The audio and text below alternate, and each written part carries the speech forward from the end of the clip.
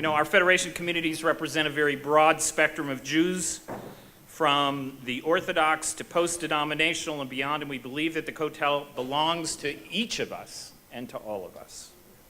And that means that we must be respectful of each other and work hard to find ways to coexist with respect at this most sacred site. We're greatly appreciative of the efforts of the Prime Minister, Netanyahu, and Chairman Sharansky of the Jewish Agency, who've been really working on this with the Cabinet Secretary. You know, recent events have shown the possibility of an acceptable compromise, and that is work in process. And that's been done with dialogue with all the movements across the board and Israeli organizations. So we've gathered not only the top thought leaders on the subject, but the people actually on the ground making the slice of history come to pass. In an interview I gave to the Jerusalem Post a year ago, right after being elected to the Knesset, I declared that one of the main things I intended to do was to work towards a new arrangement at the Western Wall Plaza to make it suitable for everyone. I truly believe that the only way to achieve anything, including on this matter, is through discussion and dialogue. That is why I invited all the involved in the issues to the Knesset, to the Parliament, brought together to two special committees that took place in the Committee on the Status of Women, which I chair. That was the first time in which all and involved sat at the same table and spoke each other. Women of the Wall, Rabbi Rabinovich, Rabbi of the Kotel, Jews that represent the ultra-Orthodox Jewry, Mr. Nathan Sharansky, the police and the legal advisor, and many more. There is no doubt that this is a very complex issue.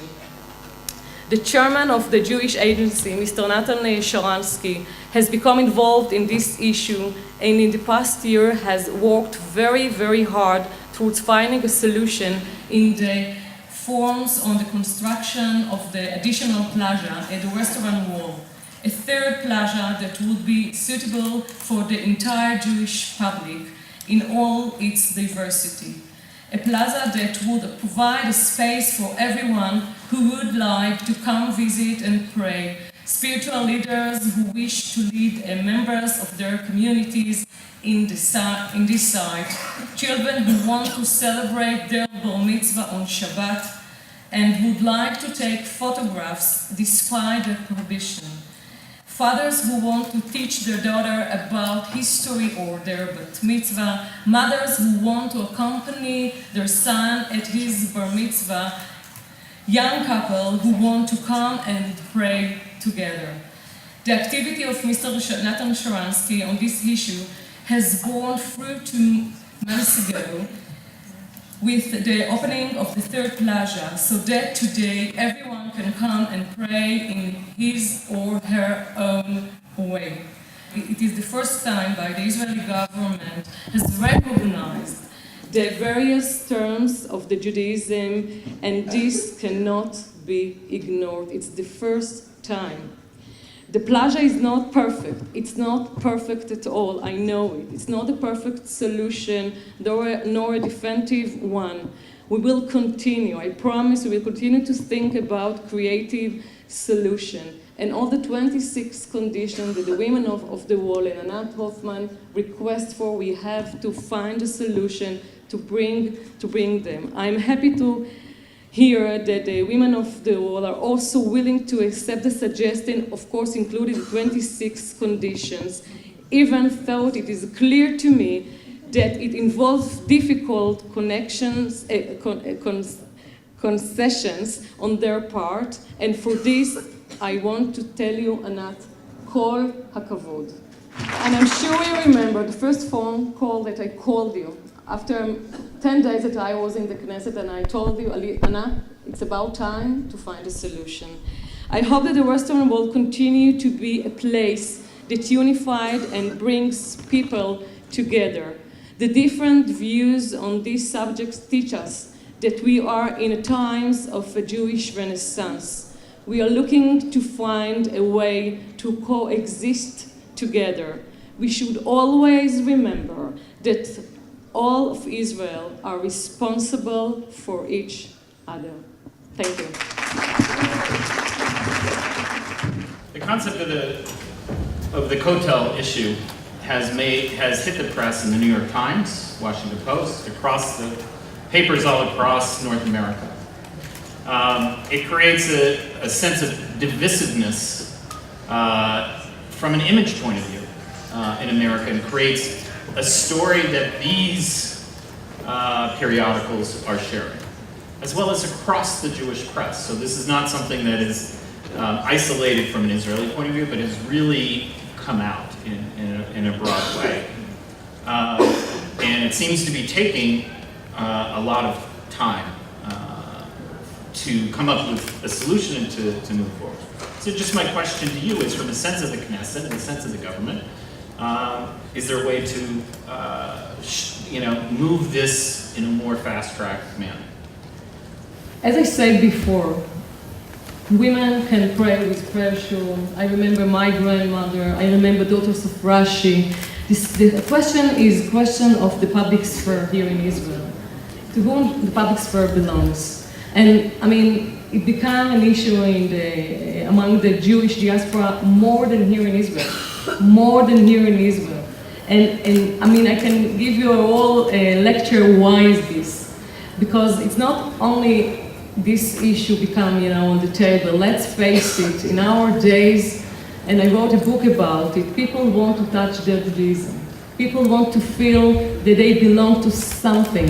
And that's why we see in our days more testimonies, more ceremonies, more behaviors from the past that people bring now to our days. And in this kind of understanding, we have to see women of the world and their wishes. And it's really bad that it took 25 years to find solutions.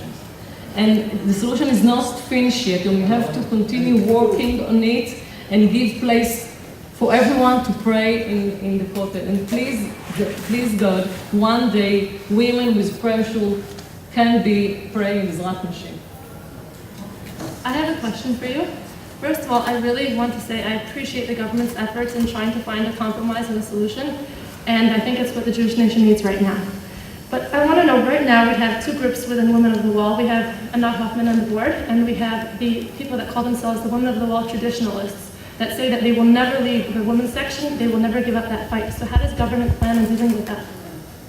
It's the solution that I spoke about, the third arena. They said they will not accept the third one. They didn't say it. Anat said she did, but the group said we don't agree with Anat Hoffman, they have no right to make that decision, and we will never agree to that. It's much more complicated because in the group themselves, there's ultra-Orthodox women that can't pray in egalitarian arena. They ask to continue prayer in Mizrach Nashim. It's much more complicated. And if you ask my opinion, I gave another solution, and I spoke with Anat about it. There is new room in the Mizrach Nashim now, the archaeologic working, and I mean, we can give this area to the women of the Kotel. There is another solution. There is a solution in the small Kotel that I spoke with Rabbi Rabinovich about. There's much more ways to bring all of us together. We just need to be much more creative and responsible, and more than regishim, how you say, sensitive to each other. Yeah, and more than that, if I can add, my request, and I'm working on it, is to move the mechitza. Now.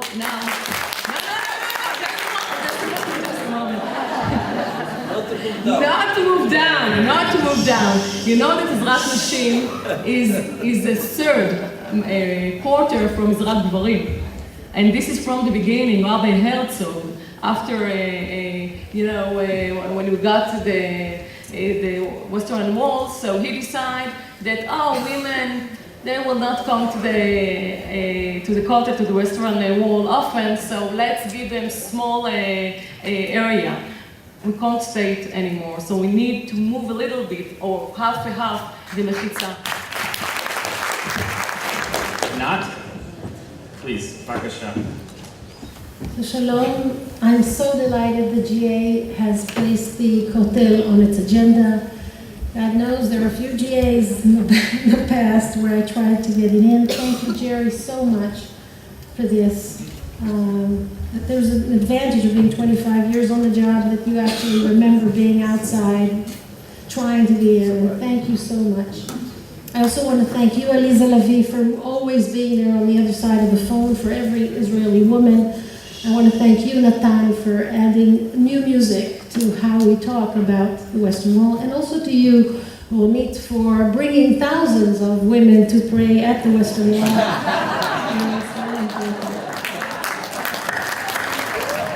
I want to start with a story that really moved me, and that the Nitzav Mishne Avi Biton, who's in charge of Merchav David, in charge of the Jerusalem police that deals with the wall. And we've had our altercations in the last few years, and Nitzav Mishne Avi Biton actually showed up in my office and helped decide on how we will deal with the security at the wall on our 25th anniversary. Now, don't take it lightly. I never see the police come to our office. He never sits to sit with a policeman of such high rank, and that he'll say, how do you think we should run it? You see, I'm not a policewoman, but boy, I know how to do a Rosh Chodesh at the wall. And I asked him, Avi, what's happened? And he said, I went on a tour in the United States to see police stations in North America. I think the American Embassy sent a few policemen. And he had a Friday night in a place called Savannah, Georgia. Is there anyone here from Savannah, Georgia? No? Anyway, it was a Friday night. Every one of the policemen from Israel said what he's doing. And he said he's in charge of Yechidat HaMekomot HaKadoshim, the Holy Sites area. And he said, Kimat hargu oti sham. They almost killed me there. You arrested the women of the wall? He said, you got there to Savannah, Georgia. And I want to thank Savannah, Georgia, and all the Savannah Georgias here. You make a difference in Israel. This policeman is now having we are now having a better event at the wall because he's using our knowledge and expertise, and we're talking. And there's something to be said about talking. Women of the Wall are a small miracle. We're the only group in the world I know of that prays together for 25 years from all denominations. We're Orthodox, Reform, and Conservative. We were able to construct a Siddur for Rosh Chodesh, a Siddur that has all that we are all able to read from one text. I understand how Jerry feels, because holding it all together is a project. And we've been holding it together for 25 years. And now we are facing the biggest challenge. We are changing our strategy. We believe that the time has come to capitalize on what we have and, yes, compromise. We can't ask in good conscience from the prime minister to change, or the chief rabbi to change, the rabbi of the wall to change. We've demanded everyone in Israel to change. The most conservative, strong powers of Israel, we challenge them all. And we ourselves can't change. So we are one for every year. We have a condition for every year, 26 conditions, one for the next year. We're sitting now with the Prime Minister of Israel, and we're trying to think of a way to have one wall with two plazas. One plaza where the local custom is defined by the rabbi of the wall, and we know what it is, and the other is not. And that one will be open to tolerance, for pluralism, to egalitarianism, to all the good things. It is not easy to change direction. It is sad that it's sad to see sisters who were with us all the way say to us now, we can't continue with this plan. We will hold on to the women's section come hell or high water. In fact, the editor of this wonderful Siddur is the one member of our board that left the board because of that, and we miss her very, very much. But we will continue because this is the way the Jewish people should go. I say to you, that Israel is way too important to leave to Israelis, and that the wall is way too important to be left to the ultra-Orthodox minority, which is now dictating life choices for the rest of us. And what an opportunity we have created here. An opportunity for choice. Israelis will have to make a choice. They will come to the holiest site of the Jewish people, and they'll have to choose where is their place. On the right or on the left? I want to, it's a moment of celebration to say that this talit, the Women of the Wall talit, that actually supported our group for 25 years. Thousands of you purchased the Women of the Wall talit and wore their support for Women of the Wall. This talit has helped the state of Israel find all the fringes and put them together. I want to thank you. So, 11 days to want drastic change for 11 days, 12 hours, and that's it, but not the rest of the year, not the rest of the month, etc. So that's one question. Why should the government and make change for that? Question one. Question two. I'm going to take my JF&A half. I'm going to talk as a father. My daughter was here last year on a Masat program. Spent the year here. Happened to go for a simcha at the Kotel on a Rosh Chodesh. Not purposefully to go on Rosh Chodesh. An unintended consequence was that she was petrified. Okay, this is a 19-year-old girl who loves the Kotel and says, I don't know that I'll ever go back again. That experience, really took something away from me. And on the same front, in talking to her seminary roommates and whatnot, I don't need to go to the Kotel anymore. So is that an unintended consequence that has taken place because of this? Do I understand that the first question was, why did you satisfy yourselves with only 11 hours a year, when you deserve, as half the Jewish people, So why not come more? Why not come more then? Well, of course I believe we have rights at the wall 365 days a year, 7 days a week, 24 hours a day. The reason we chose the 11 hours a year was our strategy at the Supreme Court. Our thought was, and as it happened, it turned out, we thought the Minister of Religious Affairs will say 11 hours is too much. And he did. He said it's too much. We're talking about the Bagatz of 2000. He said it's too much because I believe the wall listens, and I believe the wall hears, and I as minister know what the wall wants to see, and I know what the wall wants to hear, and it doesn't want to see them, and it doesn't want to hear them. As a result, we won in the Supreme Court in April 2000, a unanimous decision of our right. So that was an excellent idea, actually. About the question about your daughter being petrified, I am sitting now 3 meters away from my daughter. My daughter is also scared. The question should not be addressed to me. I'm the victim of this. The question is to be addressed to the rabbis that incited the people who came and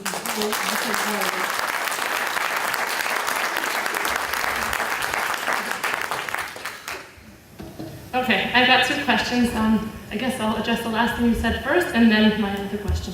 It's the rabbi's fault. Have you actually met with any Israeli Haredi rabbis? Because we went to Rav Steinman and all the leaders of the Israeli Haredi community, and every single one of them said, no matter what, whenever you speak to the women of the wall, whenever you're in contact with them, everything needs to be done b'neimut, b'nachat, with pleasantness and respect. The people that heckle, the people that harass you, do not represent Torah Judaism. They do not listen to the rabbis, and they're embarrassing to the Jewish.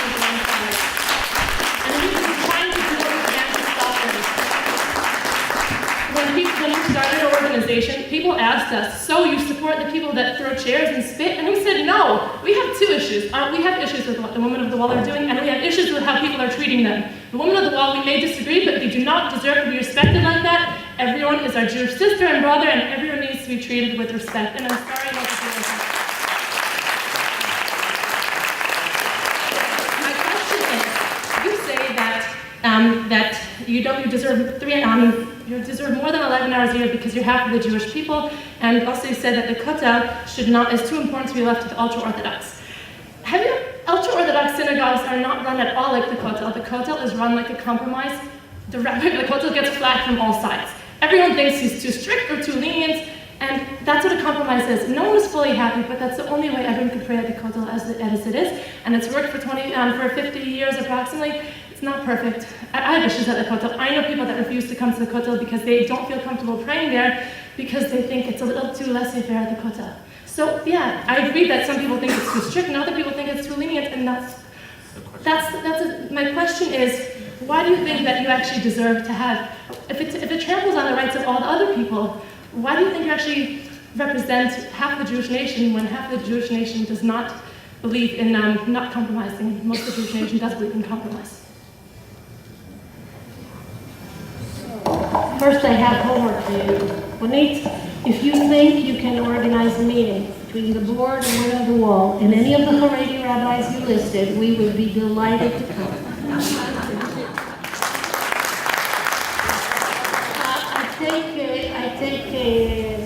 I don't agree with your point that you said it's been working. It is not working.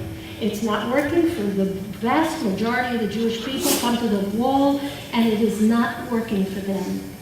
And when you say the wall gets it from all sides, let's look at the rabbi of the wall, Rabbi Shmuel Rabinovich, published in 2009 a book called Hilchot HaKotel. The book is 583 pages long. It's heavy. It costs 260 shekel. It has hundreds of photographs. Not one photo of a woman. It has many halachot. Two of the halachot say that women are not allowed to look at an open Torah scroll when they're menstruating, and they shouldn't touch the wall when they're menstruating. He's not between the stone and the hard place. He's well in the hard place because it's his book. He could have placed a photo of a woman there. If you write a book and you don't even add it's hard to take a photo at the wall without running into a woman. That's a choice he's made. And I respect this choice. I don't want to give him the keys of the holiest site of the Jewish people. He can have his way with the people who wish to have that way. He can't have it with me. Okay. Thank you. Dr. Levy, you have a small question, Anat, thank you. You become a role model for women or, people in the Jewish world. But, to be honest, after 25 years, if you can recommend to your daughter that's sitting here, right here, maybe we can, find a way to start revolution and think and request via hearts and not via Supreme Court or government. It's not the right way. And I think that what you think, if you can, move back 25 years ago. So same, go first thing to the Supreme Court or try to achieve your request and challenge the people of Israel to understand your wish and, a personal way of prayer. If the question is, would I have gone again to the Supreme Court, knowing what I know now about the 14 years we were there? No, I wouldn't have. What I would have done is awakened the Jewish world earlier. That would have been a better way to go. Okay, I have to say, I'm really not a public speaker. The last time I spoke to this many people was probably in my 6th grade play. So, we Jews don't need to air our dirty laundry on international TV. We can deal with our issues within the family. Since this is actually the first time Women of the Wall has consented to sit down with Women for the Wall, we could even call this our first session of family therapy. I've heard many attempts to explain why we created Women for the Wall, from we're upset Haredi parties aren't in the government, to we had to take the law into our own hands once Judge Sobel said WAC could hold their services in the women's section, but those are both so off the mark it's ridiculous. Why did we create Women for the Wall? Primarily for one reason. We long for unity in the Jewish nation, and we're incredibly pained when we saw how slander Israel and the traditional Jewish practices not only to the international media, but to all of you as well. One of the few things most successful at giving the next young generation a feeling of Jewish identity is their connection to the land of Israel. The Pew Report reminds us that the Jewish world is in crisis. So when Anat Hoffman and other board members mistakenly compare Israel to Saudi Arabia, claim that women here are oppressed and have no rights, and that conservative and reform Jews get arrested for praying their way, is doing irreparable harm to our nation. That's why we started our group, because we were distressed that WOW was driving a wedge between American Jews and Israel. I come from a family that's as diverse as any. I have close relatives in the Reform movement and in Bnei Brak. No, they're not the same family. Fighting and intolerance between groups of Jews pains me to no end. I teach my children to love and respect Jews of every stripe and belief. WOW is fanning the flames of disunity, and in the very place that has unified us as a Jewish nation. They present themselves as fighting for religious freedom, civil rights, and women's rights. We started Women for the Wall to represent the vast majorities of regular female wall-goers who feel their rights are not being fought for, but trampled upon. This is Jerusalem, not Selma, and this isn't an issue of women's rights, but of religious ideology. In most situations, no one would accommodate a small group that tried to impose their views on the majority. Yet the Israeli government has gone above and beyond because they care about Jewish unity and maintaining the Jewish connection to the land of Israel. Our team met with Cabinet Secretary Avichai Mandelblit just last week. We feel the government is sincere about finding a solution that works for everyone. They spent a lot of money on the Robinson's Arches La Israel section and are prepared to spend even more to accommodate worshipers at this alternate prayer section along the same holy Western Wall. The conservative movement has accepted the proposal. The reform movement has responded positively. Jerry Silverman and the federations are supportive, but not the Women of the Wall. After rejecting compromise and holding a sit-in at the wall, WOW announced a change of course. They'll enter negotiations regarding Israel after the government agrees to a list of 26 untenable demands. Other WOW visionaries, including founders and former board members, say they will never leave the traditional women's section. Why is this? WOW founders Susan Aronoff and Rivka Hout wrote, "They are there to change traditional women, to instigate a revolution in our lives." Even Anat Hoffman recently admitted that WOW was in the women's section to bring about change in the Orthodox world. Are the prayers held here at the GA? B'nai Ne'am is a public building. Imagine if I organized 15 Hasidim to come into those services and begin a competing prayer service in an attempt to change you. Would that not be offensive? Because that's exactly what Women of the Wall are doing each and every month. I admire their passion, but I strongly disagree with what they're doing. That's because I support freedom of religion. Jews come to pray at the Western Wall to connect to God in thousands of years of traditional Judaism. After the Kotel was liberated during the Six-Day War, the traditional plaza was built with a mechitza. Why a mechitza? It's simple, really.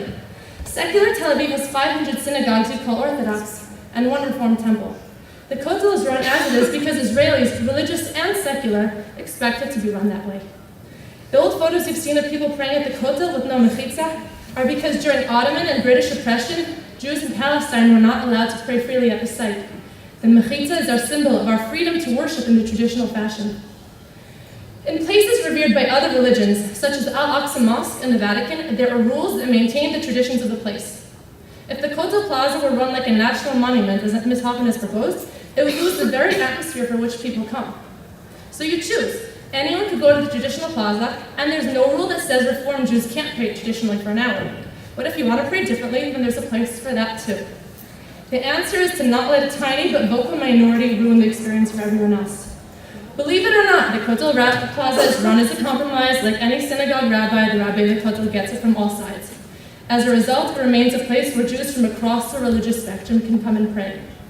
Women of the Wall should move now to the platform Bennett built in Israel to have the non-traditional prayer services. They should not be making demands that their numbers do not justify. For the sake of Am Yisrael, for the sake of Jewish unity, for the sake of allowing everyone their religious rights and not insisting on doing things their way while trampling on the rights of others. Thank you very much.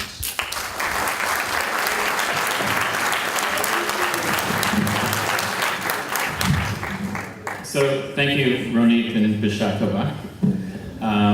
Also, I want to ask you a similar question that I asked to Anat.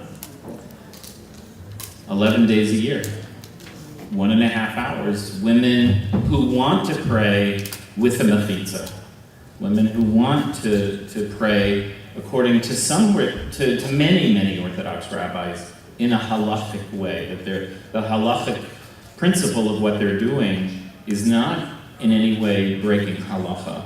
And they want to do it for a very short period of time on an annual basis. That's not asking necessarily for a huge compromise. It's taking what is, following halacha, and wanting to do it in a spiritual way that's meaningful. Why is, as I would say to my kids, what's so terrible? Okay, so basically we're asking three main questions. One, it's only 11 hours a year. Number two is, what about the women who have to pray within the Mechitza because they're Orthodox? And what about the third question was, it's not against halacha, right? Okay, so first of all, about the 11 hours a year, well, Shira Cruz and other Women of the Wall members and board members have said that they don't plan on staying at 11 hours a year. They plan on having it year-round all the time. And as I've heard from plenty of people who work at the Kotel, that Women of the Wall have been coming more often, not just on Rosh Chodesh. So it's not just 11 hours a year, first of all. Second of all, I've heard Anna Hoffman said, and I think it was Art Stein said, she pictures that one day the Kotel will actually be without a Mechitza. So that'll be all the time, not just temporarily.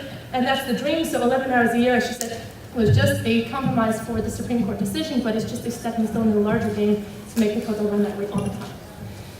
Number two, what about the people who need to pray with the Mechitza? Well, from the start, I've said that whenever there's a new section built, it needs to have temporary Mechitzas to move for people who want to pray, whether it's people that want to have a small family bar mitzvah, and they are traditional and would like to pray with the Mechitza, or non-traditional prayer services that still would like a Mechitza, they need to have, there needs to be provisions for them there as well.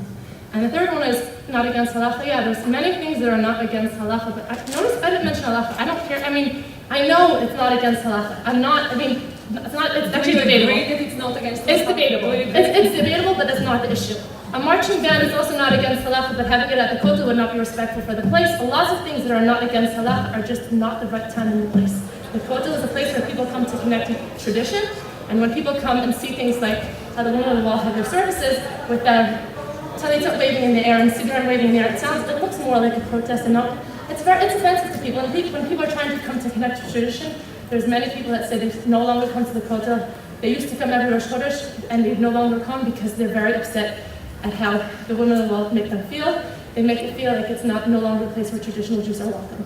And that's why it's not about what the halacha is. The point is respect for the place. The same way you'd respect Anna Hoffman, I'm sure if you'd go to the Vatican, you'd follow the rules there, and why can't you respect the rules at the Kotel? Okay. All right. Other questions? Not or Dr. Questions? I have a question. First, I want to clarify. I'm not there to change orthodoxy. I want to change the state of Israel, and that's the right and the That was duty exactly of every Israeli citizen. But someone is changing orthodoxy, and that's you, Monique. This is the first time you stand at the GA, and you're talking. You're already a woman, and you have a stance. You and women like you are changing orthodoxy, and I root for you. It's time you went lobbying in the Knesset. It's time you sat in the Dati Lane. It's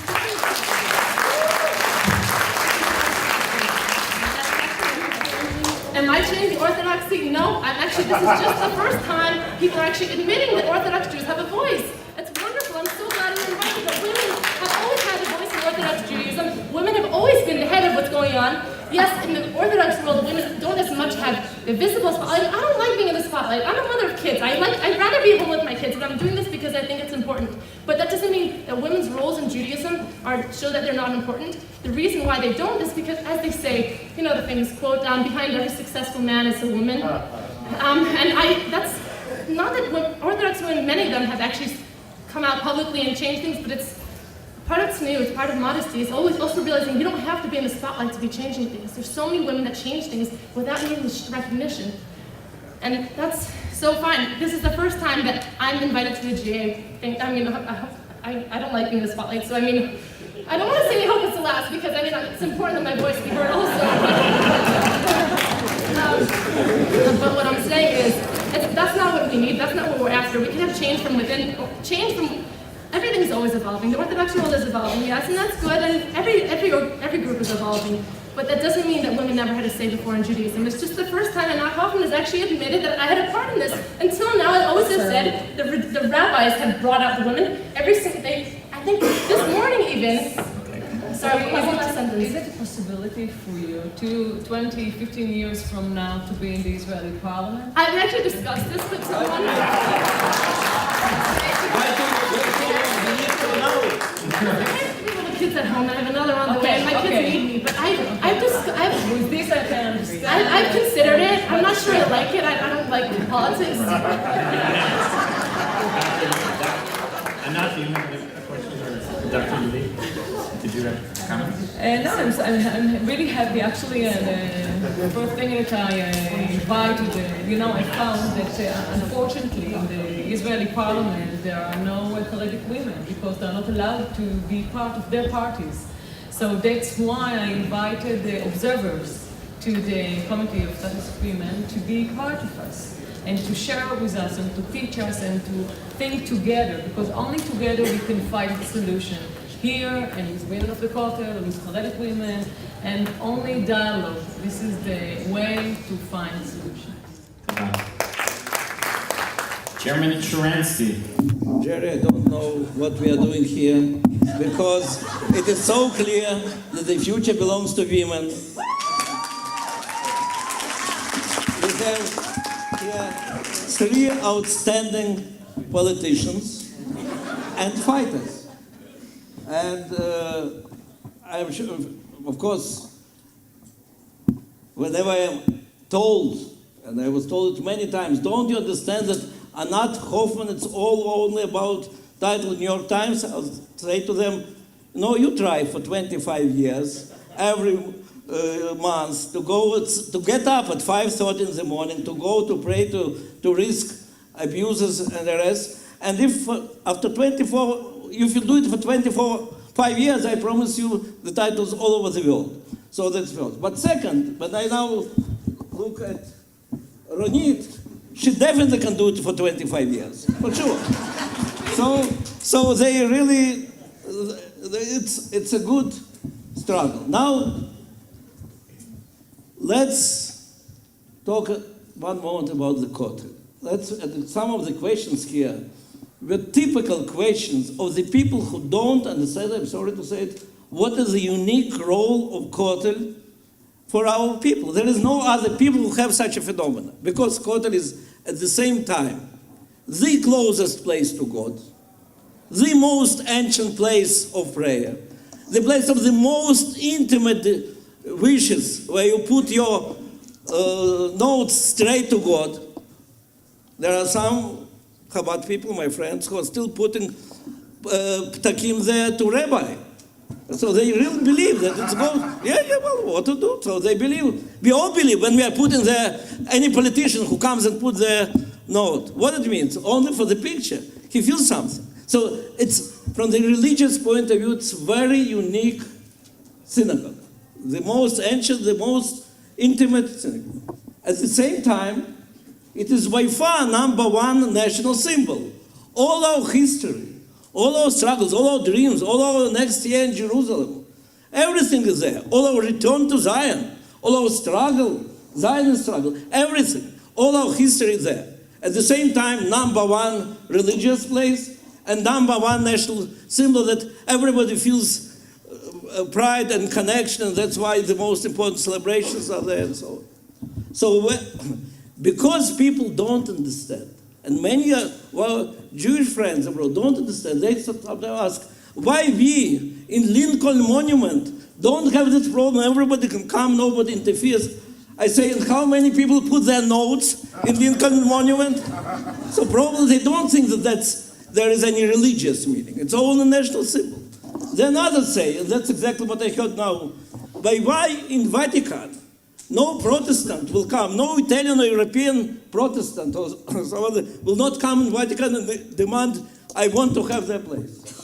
And I say, but for all these Europeans, does Vatican mean all their history from ancient Rome to Garibaldi, all their fights, all their national dreams? Not. So that's why every Jew for whom it is important to feel himself or herself part of the nation, insists on his place there. And that's why we have this problem. On one hand, that is the most sacred religious place, and the most ancient synagogue.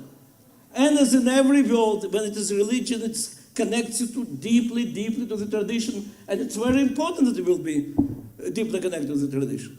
And that's why Rav of the Kotel so passionately feels he is on the guard of this tradition of 1,000 years.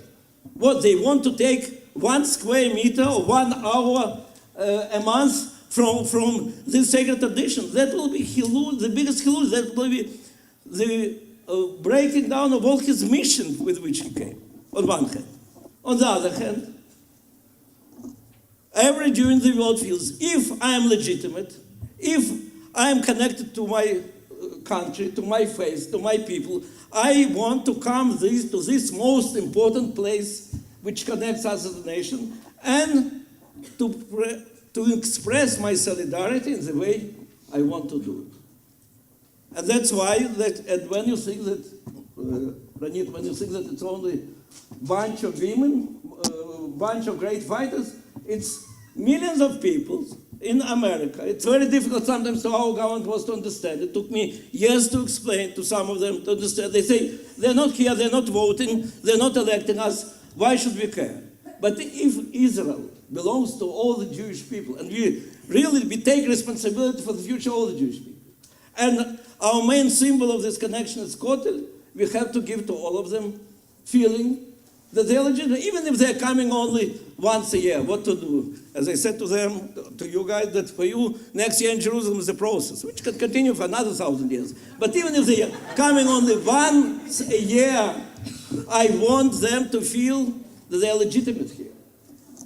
And that's why we have no choice but to propose a compromise. The compromise that I proposed was after many, many consultations, and I thank Jerry for helping me to organize some of the most important forums, because it was very important for me to understand that there are people who will feel themselves connected only if this tradition of 1,000 years will be saved. And there are people, and also millions of people, who feel they will be connected to Israel only if they can come and pray their way. And that's why let's look at all the Kotel. And Kotel is much bigger than we technically decided in the 80s. In 68, we decided that this part will be for archaeology and this will be for prayer. But active archaeology finished. The Kotel is one big Kotel. We have to find enough place for everybody. And I think the fact that in the end, this proposal to give equal opportunities, equal space, equal comfort to all the sides, but to keep tradition and to make it for all. Kotel must have deep roots for 1,000 years and will be long enough to include all the people. Not only now it's accepted by majority, and I salute here to Anat Hoffman because she proved that she is a leader when she said to her partners, to those women with whom those that she was going for 25 years and fighting together, she said we have to accept it. I'm sure it was very difficult. And that's the proof of real leadership. And I have to say to Rav Kotel, it was also not easy. Believe me, it was not easy. Read the pashtuns which are written about him in all these days. So it needs leadership from side, but what is very important, just in these days, the government is negotiating with all the Jews of the world. That's a unique situation. Government is not only with those who elected it, but with all the Jews in the world, how to do it right and how to do it together with the Jewish people. And that's real, fundamental, big change. Thank you. I guess my initial question is, you said that there's a whole bunch of people in America, a large majority of people in America that don't feel connected to the Kotel the way it is now. My question is, you probably have more contact right now with all your discussions with people in America. what percentage of the people that don't feel welcome at the Kotel would feel welcome if not for Anat Hoffman telling people they're not welcome at the Kotel? What percentage is the women of the world telling people that when it's not actually true? Because whenever I go to the Kotel, I see secular people all the time, I see traditional people, I see people from all walks of life, and they all come and feel comfortable. I saw Alanis Morissette at the Kotel when I was there at a different time. People come from all different walks of life, and they all feel welcome. The people that don't feel welcome, it's because Anat Hoffman has gone to... The question is, if Anat Hoffman hadn't said, you're not welcome and you'll get arrested if you go to the Kotel and pray and you're away, would they still feel unwelcome, or is it just thanks to what Anat Hoffman has said? I never thought Sit down, please. Yeah. I can say I'm here not to defend Anat Hoffman or Ranit Pes. I'm here to defend the right of every Jew in the world to come to the most sacred symbols for all the Jews and to express his or her solidarity with our people, with our faith, with our state, in the way in which he or she wants to do. And if this person, simply for many years, didn't think about it, because didn't think about Israel, what to do. And sometimes we'll think, okay, everything's okay with Israel. And one day, this person started feeling that I really can have a problem with the state because they don't recognize me. And I have to go on to check it. And then she came and joined demonstration with Anat Hoffman. Even if I disagree with her, I'm very glad that somebody started thinking and insisting on his or her rights in Israel, because that's what makes them involved in Israel. And I have to say, I'm also very glad, and here I disagree with some others, that thousands of girls from the seminar came at 7 o'clock in the morning to pray. I even said that to one of the members of Knesset, what a great sight. Here are some people who don't know how to pray but know how to demonstrate, and they came to pray. And here are girls who don't know how to demonstrate but they know how to pray, and they came to demonstrate. So what means everybody said the same. Kotel is important to us. Great. Kotel is important. Like this. And that's why in Vatican, things like that can't be happen, because Torat Chaim, and it belongs to everyone, and we still have to pray that it still continue like this, and everybody has to find his way connected to the Judaism, tradition, heritage, and also in the Kotel. I do want to say we do have a great panel here with very differing views.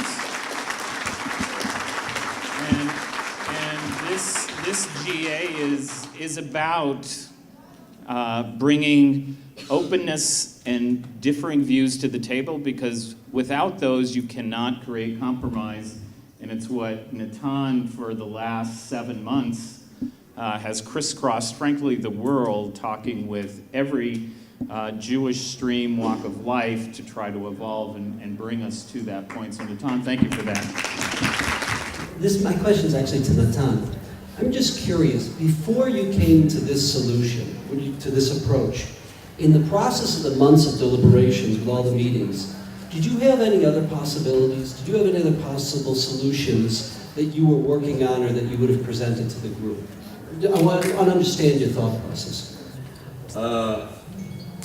Because I discussed with, let's say, there was many private conversations with each side, during which I tried to understand the limits of what is possible and what is impossible from their point of view, and their different options were raised. But then, after you discuss it with all the sides, you try to find out what can be theoretically accepted at some moment by all the sides. For this you have to understand what is the most important for each of them. And when I said that the most important for Rav of the Kotel, by far the most, is that his mission of keeping the most ancient synagogue in the history and the most important synagogue untouched and tradition not destroyed. And the most important thing for the other side is to be legitimate, to be recognized by the state, and then you're trying to find how you can keep these to get. And I have to say, yes, there were many other options which sometimes I tried. Well, we just now heard from Aliza, who, by the way, also was very, very involved in the process of thinking and discussion of all this. We heard about some of them, but it was clear that they will be non-starter, because for the other side, it undermines the very mission that this person or this camp is having in his life. So that's how this compromise came. And I have to say that the most challenging moment was when all the sides were together, and Jerry helped me to bring all the sides together in one room, and then you cannot speak from the two sides of your mouth. You cannot say to one argument to the other. You have to give the same argument to everybody. And I said frankly to everybody, that's a difficult compromise for all of you, because all of you have to sacrifice something important, but look what you are gaining. And when I saw that when you're saying to the other side what you're gaining, the first side is not having a heart attack. So that means that it was right, because they can live with this compromise. Well, that's how this compromise came. Okay, I really thank you, Natan. One question I would suggest would go to Anat. Would the women of the wall, in the appropriate place, move to the new space on the right side of the parking lot? Well, Rabbi, just like Yom Kippur comes after Yemei Tshuva, and first comes Purim, and then comes Pesach. It's the same here. We're having a negotiation, and after the negotiation is complete and we agree, after the agreements are implemented, and after everything is done, then we have the move, not next month. My question is, I can remember being at the wall in the 80s and actually praying in a mixed prayer group with the Reform movement. Can somebody address the fact that it wasn't always one way, and then all of a sudden women of the wall were trying to make it differently? I've seen it changing. What happened along the way? Why does no one talk about the fact that in the 80s there was mixed prayer in the plaza? I'd like to just talk about the process that got us to where we are now, and why no one talks about this gradual slipping away of everything we actually had before. Maybe not what women of the wall wanted, but something that we had before. I want to address Rachel's question. How did this happen? For bad things to happen, good people just have to be apathetic. And that's what happened. When they decided to have a separate entrance for men and women at the wall, we were apathetic. When the first woman soldier was told she can't swear in her own soldiers because the rabbi doesn't want a woman's voice at the plaza, we were apathetic. We just let it happen. And as a result, now we look at the wall, and we can't find ourselves there with all the regulations that are limiting us. That's why we need this new solution. Would there be a time or place where the rabbi of the Kotel would halachically allow on the women's side of the mechitza a women's minyan from 8 to 10? I don't know who can answer that, because the answer is in your question. Unfortunately, he is the one that runs the Kotel, but it shouldn't be like this. We, as Israeli nation, has to control the Kotel and not Rabbi Rabinovich. Right. And unfortunately, this is the situation, and we have to change it as a nation. It's not an us and a friends problem. Me, as an Orthodox woman, every day when I come to the Kotel, I see another change. How come? I mean, 10 years ago, 15 years ago, do you think it's right that when I came with my son to his bar mitzvah, I need a chair to see what's happening in the main area? Is this Judaism? Chair to stand on it. Yes, chair to stand on it. Well, then no, because they happen to send to these people here. This is not right, and we have to change it together, and we have to make a management, and Natan spoke about it, management to the Kotel, men and women together, and to understand. And more than that, I told you before, see the differences, the otherness between the men area and the women area. The women area is so neglected, and no books, and no air condition, and no shelter in the winter. I mean, we see it. And the mechitza in between men and women, and in the front, When it was Mechitza in the front, you can't take pictures anymore. Why is that? Who to decide? We need to change it, and we need to do it together. And yes, I'm going to do it via the parliament.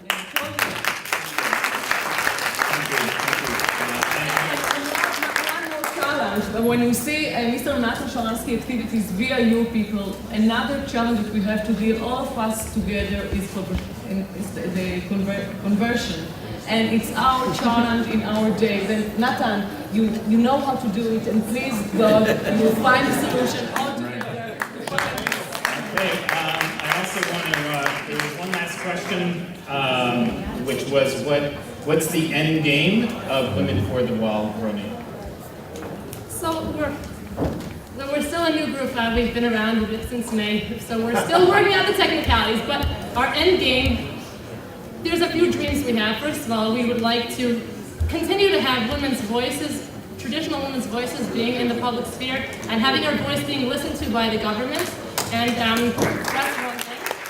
Another thing is we would like to continue counteracting all the negative claims made by many people about traditional Judaism on the international media. We would like to continue bringing women to the Kotel, to even once the Women of the Wall, we would like to see them move to the new section, and even once they move to the new section, we will continue to bring women to the Kotel every month as Rav Nashim, because we think it's important for women to have a connection to the Kotel. My name is Hillel Silverman. I was arrested in February with Women of the Wall. I want to know if you could promise us that if Women of the Wall reads from a Torah on the women's section until our demands are met, if there will be any arrests. If you could promise us there won't be any arrests until we move. Well, look, I am not the police, and I am not even the member of Knesset now, but I can promise you there will be no arrests, because that's kind of, I want to be politically correct. It was a strange idea that the decision of the court from 2004 permits to arrest women who are praying. And I was saying before that Reading from the Torah. yeah, well, whether you will be, whatever you'll be doing, I don't think you'll be arrested. Whether you'll be permitted to read from the Torah, that I don't know. I'm not the one who decided it. I can promise you will not be arrested. Maybe you will be asked to leave the plaza, that's possible. But that's not my decision. Okay. As to arrest, we stopped it with them. It was very wrong decision and very wrong understanding of the decision of the court. We were warning Chief Rabbi, not Chief Rabbi, whatever of the court. I'm glad that now it is correct. So to Natan, to Anat, thank you so much for having this dialogue. We would be pleased to send a complimentary DVD of this program to anyone who wishes to support Shalom TV with a tax-deductible gift of $36, double chai or more, to the nonprofit organization Jewish Education in Media. Simply visit the Shalom TV website homepage and click on the Donate button to make a donation by PayPal or your credit card.